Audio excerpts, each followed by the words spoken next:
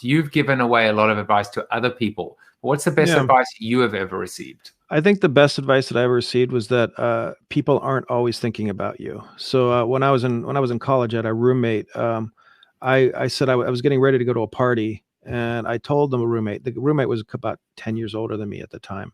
I said I was ready to go to the party, and he's like, "Why are you going to the party? It's like raining, it's snowy. Why it's just like, it's stupid." And I said, "Well, they're missing me there." And he says, "Missing you? They're not even thinking about you."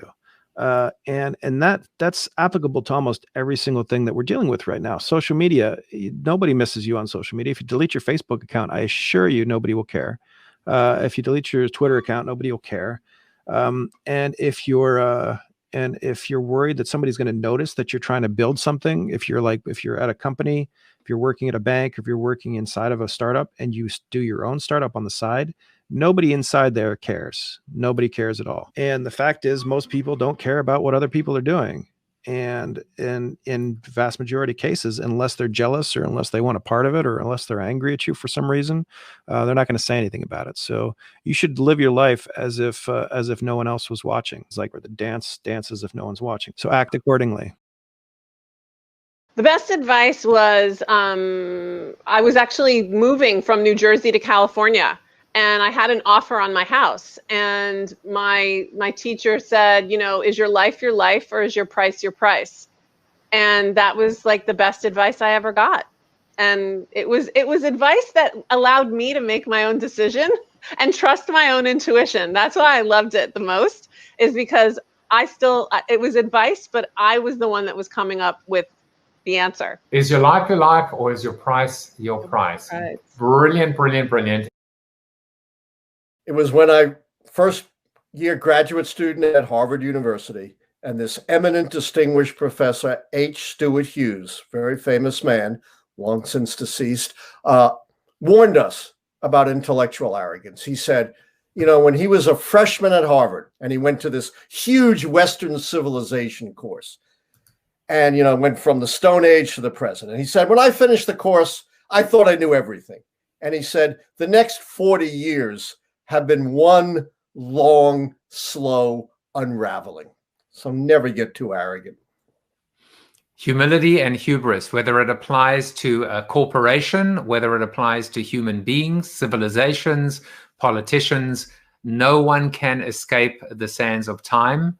No one lives forever. And the surefire way to ensure that longevity and endurance is a good, healthy serving of humility. One of my favorite quotes is from Horace Mann, the great educator, and I'm paraphrasing. It's pretty close. He said, "Be ashamed to die unless you have done at least some small good deeds for humanity."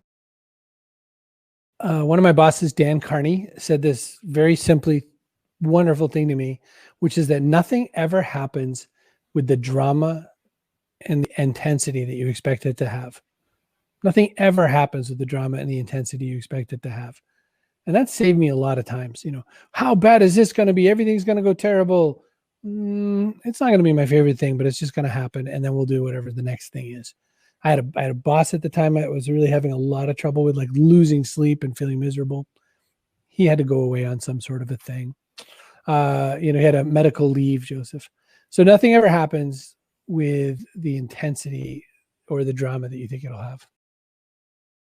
The best advice I ever received, I think, is really, I'll have to go back to my mom. And I've had it reinforced by different truly exceptional leaders that I've worked with over time.